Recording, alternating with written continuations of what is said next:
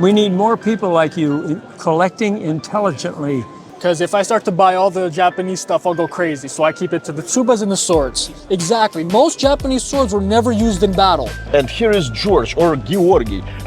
This is more native pronunciation for me. So first time we met in Union, and you probably saw a video with items, with George's items. This was a nice video, thank you. Yeah, and did you like it? Of course, well done. If you guys like it, please leave the comments below.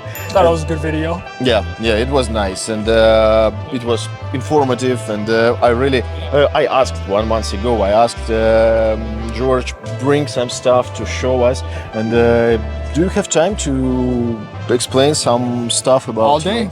Oh, great.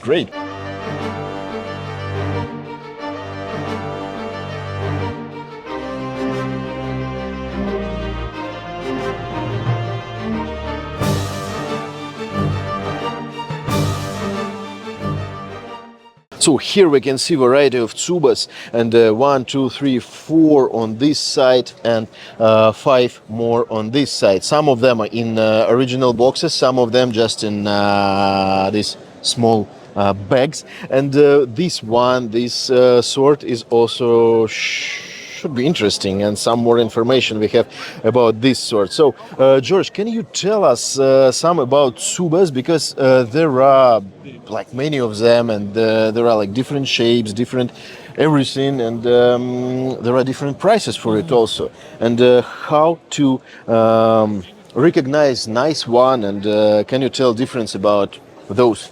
Sure.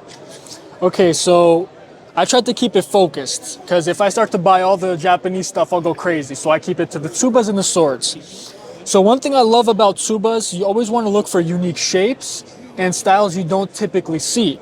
Most times you'll find a round tsuba, sometimes with some open work. Open work is called tsukashi, and that's probably the most common. Here I have 2 tsubas that have some open work, and these are 2 different schools, 2 different styles. And open work means when it's carved out and cut out, you got these open spaces here, and this is what tsukashi looks like. This is open work, and this is a very nice tsuba.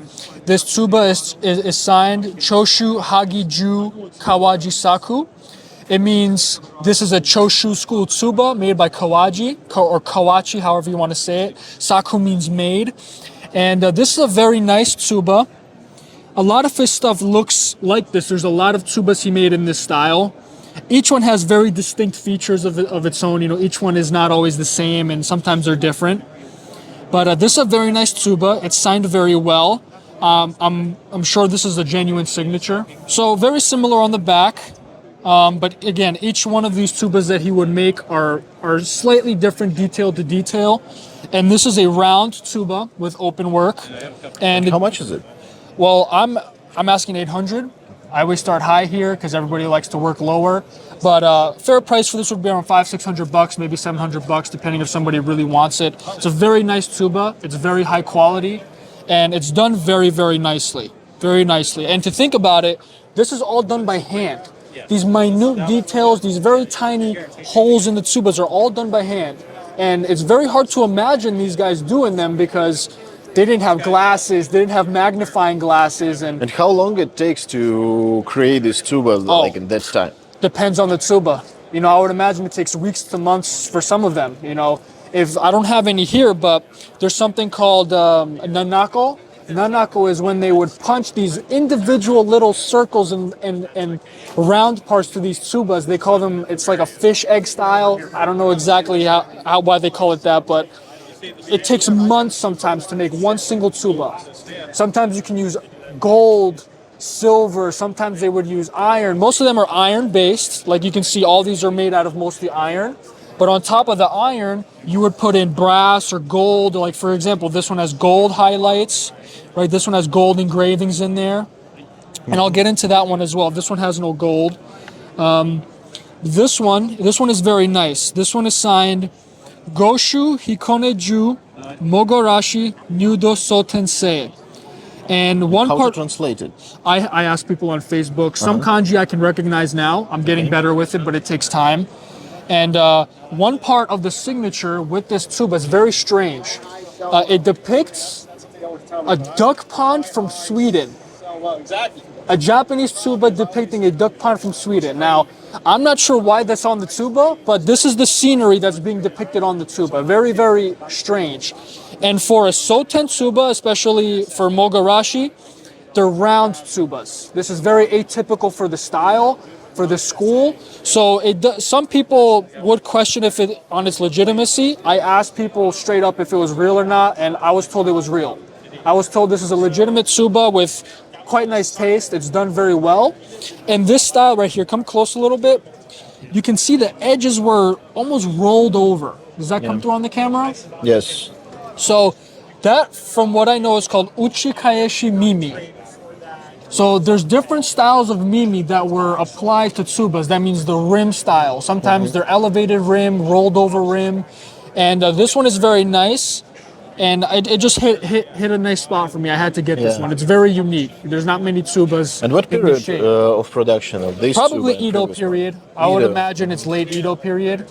Edo period ranges from 1600s or 1600 and all the way up until the 1800s. You know, early 1600s all the way up until the 1800s. And that one is the same period, right? Yes, yes. Okay. Yes. This one I really like. Yes, the detail is very nicely done.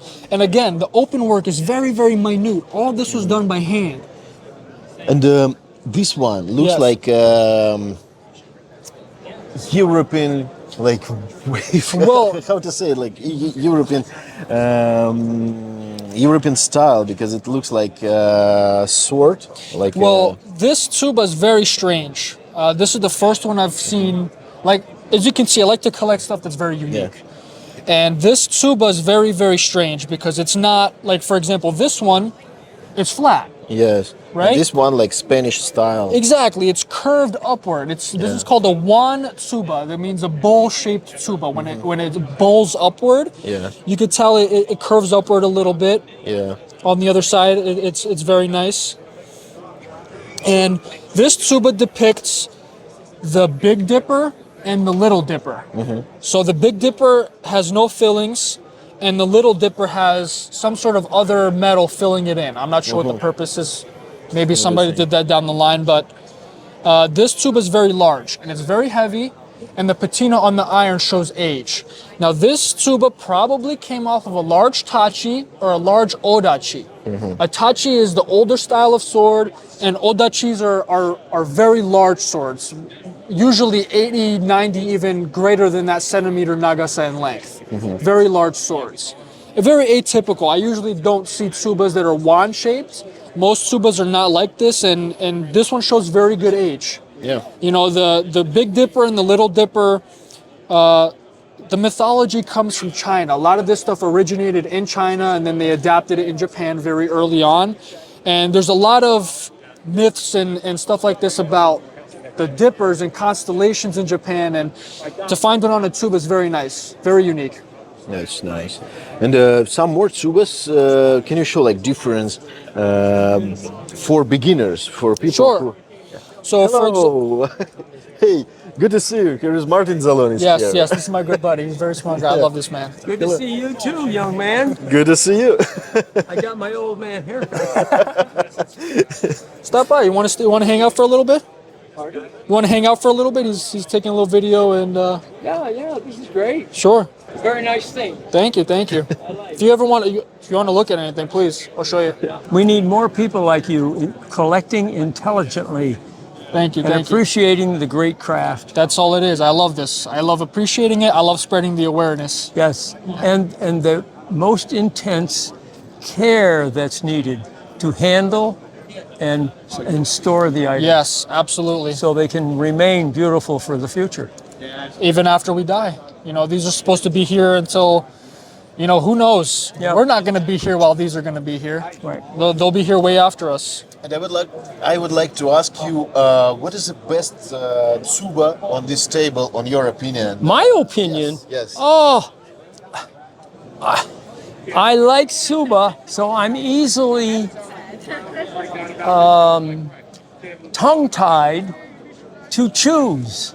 But anyway, But I like a samurai-style Suba, so this early one is exceptional. Yes. It is old Tachi style. Yes. and it has a very unusual dish forward design, and these holes were sometimes used to tie the sword to the samurai on horseback so that if he loses his sword accidentally in contact with the enemy, the sword remains with the horse and he can grab it because it's on his belt and keep the sword in motion. That's what these two at this side, these are a decoration, these two have that purpose. This is the Big Dipper, Martin, and this is the Little Dipper. Yeah. These are two constellations. They're really cool. In many, I see the holes in others, and this will double for a very functional purpose. Yes, yes. Excellent. I of like course. that style. Actually, I have a tuba over here that has those. Ah, This one right here. this is what we were talking Yeah. about here. Yep. This one, exactly what I'm talking about. Oh, nice. Because the holes are here, the sword will dangle this way Yes. with the edge away from the samurai.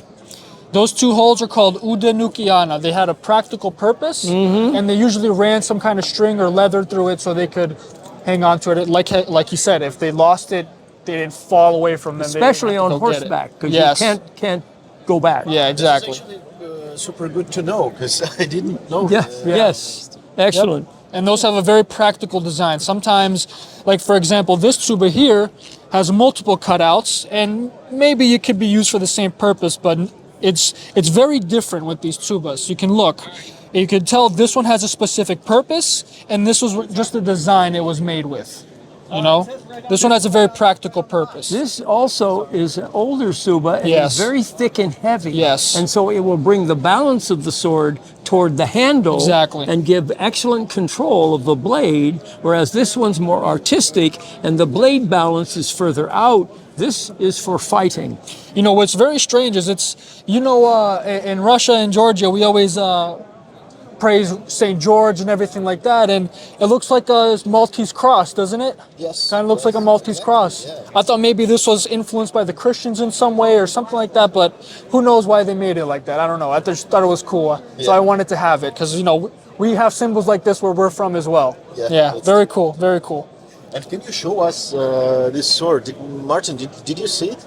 Not yet, no. Can you show it? Sure. I love this sword.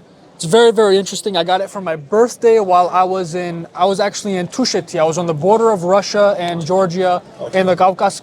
I was in the Caucasus Mountains, and I had some money. I was like, let me buy something for my birthday, and I found something very unique. So this Shirasaya goes with this Gunto mount set. This sword was in World War II as Shin Gunto, but this is an old family blade, and it has a very special history behind it. I think you would enjoy it as well, Martin. So this is my most curved sword out of all the swords that I have. If you look at the shape, Oh, yeah. it is very, very curved, which indicates a very older style of sword. Now, I don't believe this to be Koto. I believe this to be early Shinto period, or at least a transition period between Koto and Shinto, which is considered Momoyama. I don't think it's Momoyama. I'm guessing it's mostly early Shinto, just based off of the style and the way it's made. But it's meant to influence the older style from Koto with the curvature.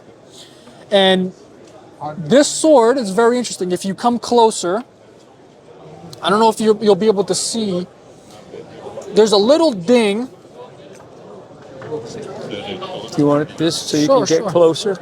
Right there, maybe it'll come up. Do you see that little ding on the spine? On the back of the sword. Here? Yes. Yeah. So that is called in Japanese kirikomi.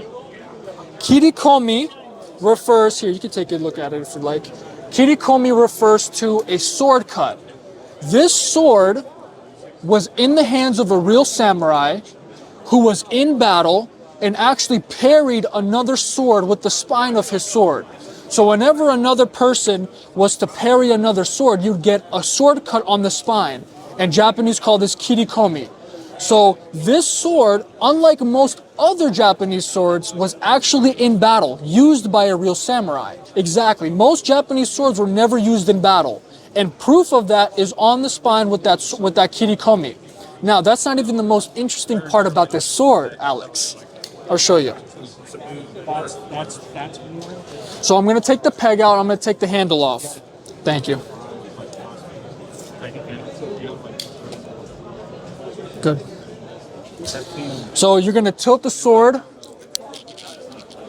in one direction, typically to your left, and it's sort of like a momentum movement, like you want to tap and the momentum shifts the blade out of the handle.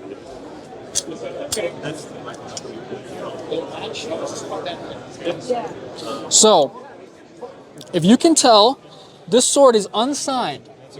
Mumei. That's called Mumei. This is a Mumei Shinto. But on the other side of the tang, on the tachi side, there is an engraving of the god of fortune named Daikoku. This was put on the sword period to when the sword was made. So instead of a signature, they put it's called the horimono of Daikoku on the tachi side of the tang. Ooh. This is a one-off kind of piece. You'll never find another one like it. This was a custom order by a very high-level, high-ranking samurai that used this in battle for his good fortune. The color of the engraving is the same color of the metal of the tang, so they were made at the same time. Yes. They were aged through time and history the same way. Yes. It was not put on later. That's how he verifies his description. That's cool. That's impressive. This is very rare. Yeah. You do not find any kind of horimono on the kagos like this. Typically, it's a signature or a kikuman, something of this nature, or some kind of other man. Oh, but how do you like it? How do you not like it? You want to look at the tang? It is beautiful. I am very impressed. I have never seen such an inscription of horimono on the tang. Well, let me show you something. The color is the key to its history and authenticity. I love that. It's cool. And oh wow. This book, this is a PDF that's posted online. It's free for anybody that wants to use it. You can print it off of the internet. Okay. It's called Stamps of the Japanese Sword by Bruce Pennington. A very useful tool. Can you send me a link? Absolutely, I will send you a link. Cool. We will put it down there. Very useful tool for anybody collecting Shingunto or anything that's on, like stamped or engraved on a tang. Okay. Now, why am I telling you about this? I was reading this PDF before I got this sword. Okay, so I didn't even know this sword existed yet. What do you see right there? Oh wow, is it? It's the sword. Oh, cool. In a PDF. This was published by Bruce Pennington, and I saw this symbol way before I knew this sword was even on the market. And on my birthday, I saw it, and I said, I know I've seen this somewhere. That's cool. So I had to buy it. I had to buy it. But it just shows that this has been published in a PDF, and it has tremendous history with it. My goal is to paper it. I want to know who made it, because it's very, very unique, and it's very rare. Very That's rare. cool. Yes. That's cool. That's very impressive. And you can see how many attention this sword collects here on this show. Yes, this is a very, very unique sword. This is my most unique blade, for sure. Cool. Absolutely. That's really cool. I believe this was also featured in your last video. I stated that this was a Gendaito. This is smithed by Ichihara Ichiryushi Nagamitsu. The signature on the tang reads the 4-character Ichihara Nagamitsu. Okay? This smith worked in the Bizen tradition from Okayama, Japan. There were 2 smiths that I like to study that were from Okayama, Imura and Nagamitsu. And these 2 smiths at one point were thought to be the same smith. But with further research and further people going to Japan and finding out this detail and that detail, or however the information came about, we discerned that they were 2 completely different smiths, but they were both working in Okayama during the time.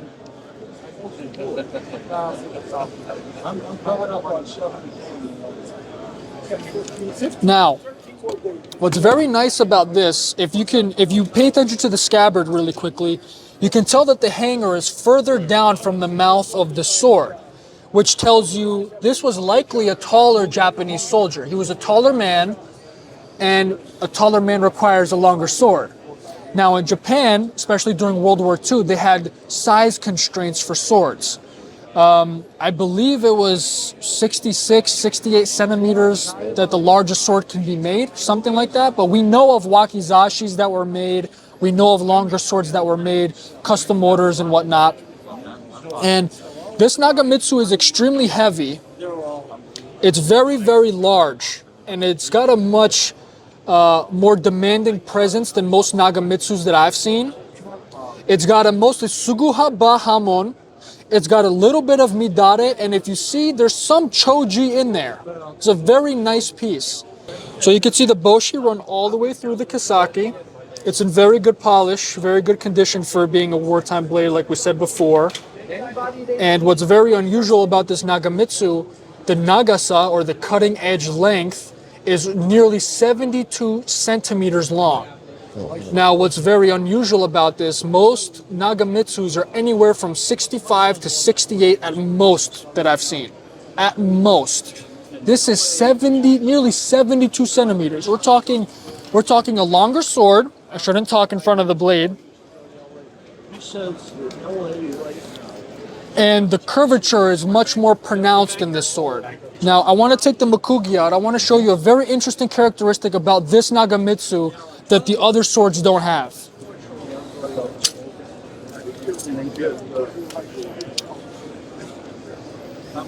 So now I'm going to remove all the fittings so we have just a bare blade here. I'm going to balance the sword for you, and I want you to take a look at what happens with the sword.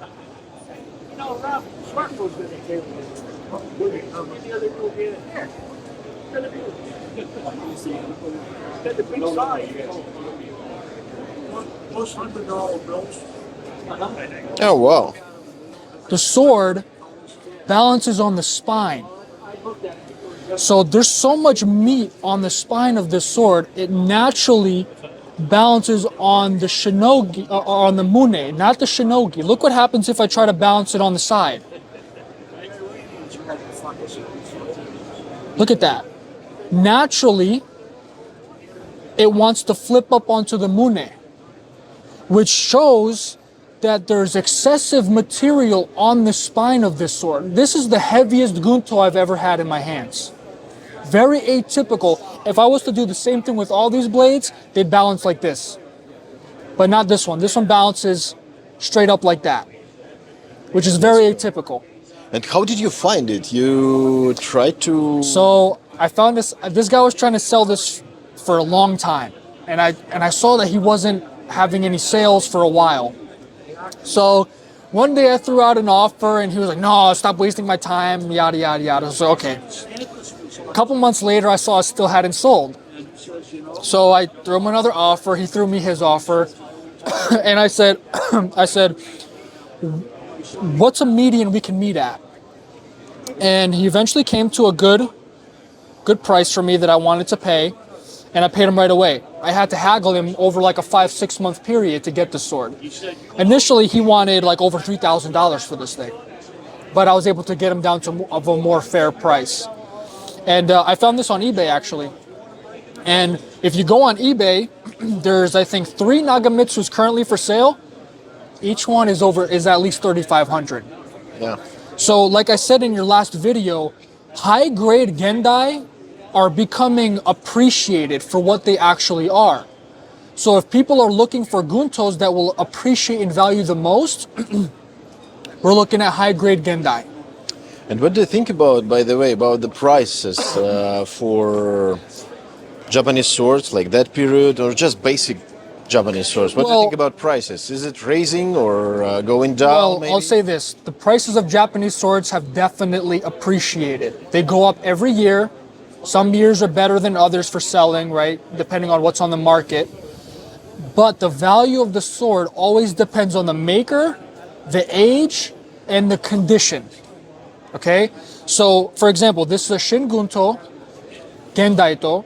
It's not going to be the same price as a Showato made by some blacksmith. People don't realize most Shingunto makers were converted blacksmiths during World War II into sword makers. They didn't know a single thing about sword making.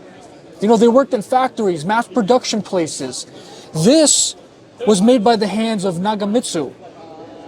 And something like this that doesn't follow the typical tang shape. You know, he made tachi only. He didn't make katana. He only made tachi. This is on the tachi side. So stuff that stands out, especially like Tokyo Smiths, you know, they were typically regarded as higher quality. will come with a higher price tag. Now, the majority of the swords on the market are Edo period. We're talking Shinto and Shinto. That's most of the stuff that's currently left and being sold around. You know, Koto stuff is disappearing because of its quality and how desired it is, and you can study it very well. And there are very nice examples from Shinto and Shinto that you should pick up and study as well. But it all depends on the maker. It all depends on the period and the condition of the sword. Yeah. So that's why I always encourage people to study, because not everything is the same. You know, there's very, very big differences in swords, you know, and they should be able to recognize this stuff if they're going to spend the money to buy this stuff. Japanese swords are expensive. Yeah. They're not cheap. And for a good reason. For a good reason. Yeah. You know, something like this today would cost you like 10 grand. Brand new today. Yeah, that's true. And I was surprised when I saw the prices for modern made items like the same quality. That's true. Yeah. And swords made today are called Shin Sakuto. This is a Gendaito. Non-traditional swords during this time are called Showato. Okay, so those are also some terms that people want to get familiar with, how to classify swords. You know, obviously you have Tanto, Wakizashi, Katana, Tachi, Odachi, all these things, but Gendai refers to traditional swords during the 19th century and even the 20th, technically. And modern day Heisei stuff is considered Shinsakuto, or most modern Heisei stuff is considered Shinsakuto. Actually, I think it could be a good idea if we film another like interview with terms for beginners. It's so many of them, and it looks complicated, but it's not. It's actually we can. Once you take a little time, it gets simple. Yeah. You know, it's just a little time here and there, and I always tell people to pick up books and cards and stuff like this, and we'll go into that as well if you'd like. Yeah. Yeah, I think it's a good idea. Absolutely. So in your previous video, we also talked about this wakizashi, but I've learned a little bit more about it, and I just wanted to give you some more information on it. But again, this comes with the original Torokusho paper, which is very unusual for a sword because these are kept in Japan and you receive a photocopy. The Cultural Affairs of Japan keeps these as their records, as these are from Japan and they're parts of art and history, and they want to be able to keep everything tracked. They're very big on minute details in Japan, and these typically don't leave. So this being with the sword is very, very unusual, and it's very, very nice. And this sword also comes with sayagaki, attesting it to the smith that's on the signature, and dated to 1680, I believe. And one thing that's interesting is there's no attestation to who wrote the sayagaki. Typically, somebody of authority will write their name along with it, so you know, okay, this is a person who knows their stuff and wrote it on the scabbard to attest it to a certain smith. You always want to open the blade edge up, and you always want to take your time with the blade so you don't damage the blade or the scabbard itself. And you want to let the scabbard guide the sword out. It's specifically made so that the spine of the sword sits into the scabbard and it just comes right out very, very smooth.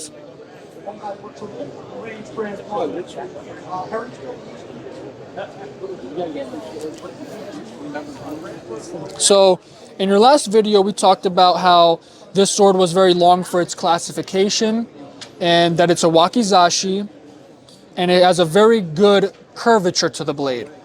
Now this blade, it's very nice. It has a very large kisaki, right? We just talked about that, and it's very atypical for a sword of this size in this time period. And the hamon is very, very flamboyant, very vibrant. And on the other side, we have it here. I believe if that'll come up on video. Yeah.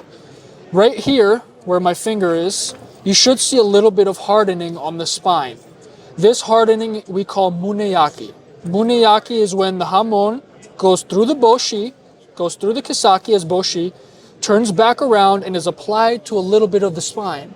Now this could have been done intentionally, or it could be done accidentally when the clay falls off of the sword in the heating process. Remember, these smiths applied clay to their swords in order to to produce this differentially hardened edge. It's something that's very, very unique to Japan.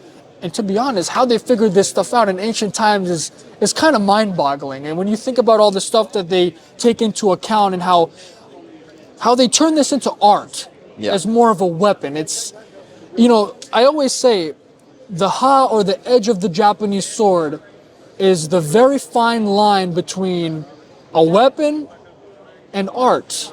That's the very fine line between life and death, basically.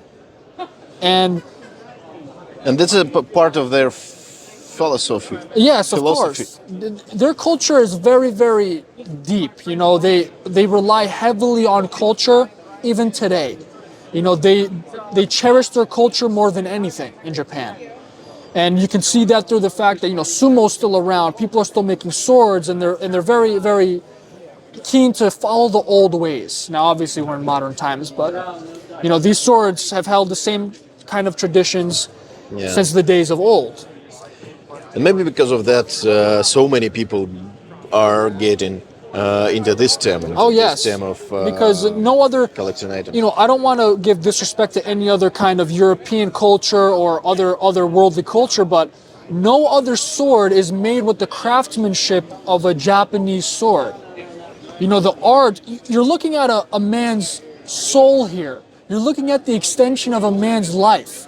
He's been dead for hundreds of years, and his sword is in front of you in full polish, brand new. You can study the hata, you can study the geometry, the tang, and the man's been dead for hundreds of years. Yeah, that's true. It's incredible, truly incredible. And the changes that were brought about for each period, each century, when we talk about Koto period, schools typically made swords that were in their school style. So Koto period, when you look at the sword, if it's a true signature, you're going to see the type of hata, the type of hamon, the type of shape that school produced, that type of tang shape and all that. But the second you get into Shinto, things change a lot. We're looking at Japanese swords that would make swords in one school's style in a different place in Japan, or they would make it in another place in Japan in a different style school. So you never know who made these swords if they're mume. That's why mume Shinto stuff is very hard to move, because Shinto mume is very hard to actually find out who made it, because there's so many smiths making them in different styles and different schools and signing different ways. It gets very confusing.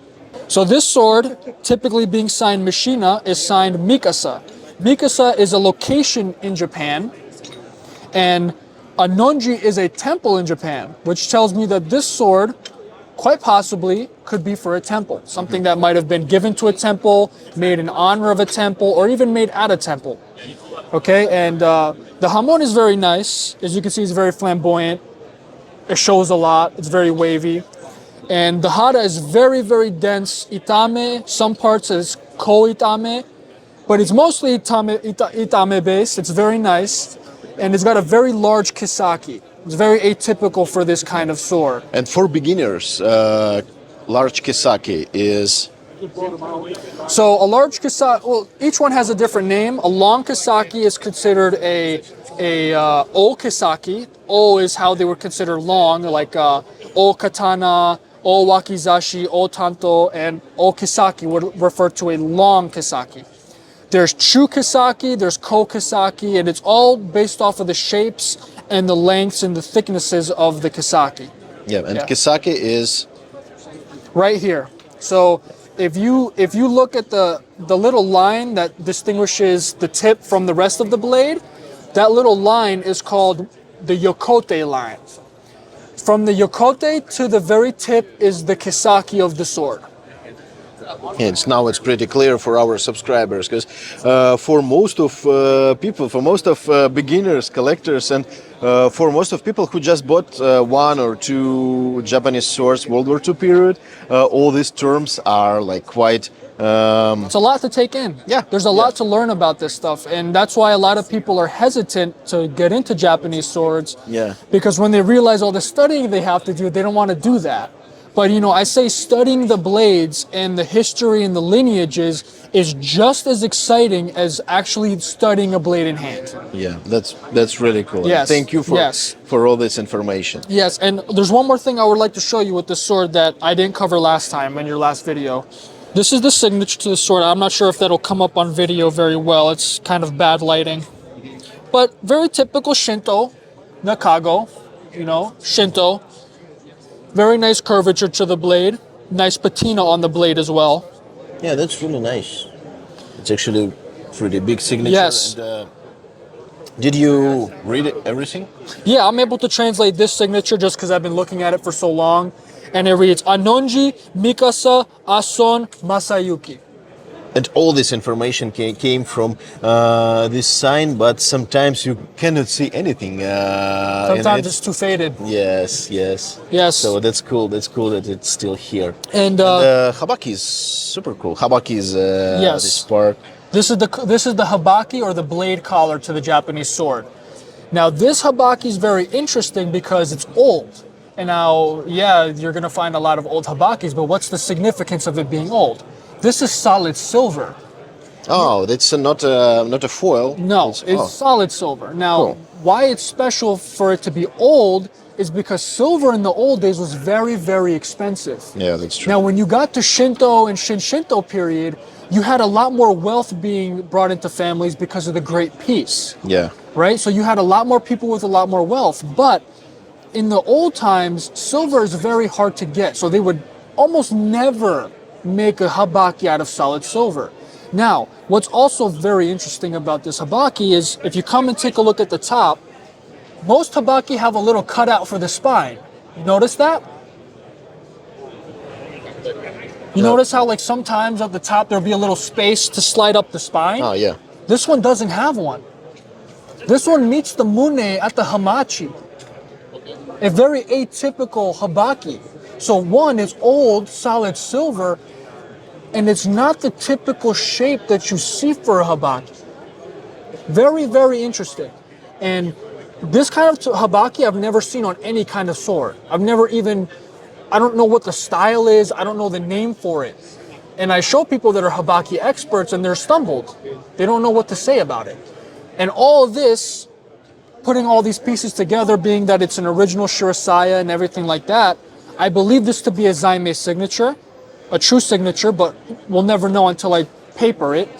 And very, very interesting that it comes with something like this. Yeah, that's true. This one is really impressive. Yes. But probably we can go to and show that Facebook group where guys show us all this like knowledge and all this information, how to recognize a particular school and smith. Yeah. Yes, and probably next videos we can show something from that side of our hobby. And next time, are you going to be in Union next time? I probably will be, but I might not have a table. Yeah, it should be in January, right? Yeah. I might not have a table, but I'll be there looking around, rummaging through what shows up sometimes. You'll find Japanese swords here and there, so I always like to look at them, Yeah. Okay.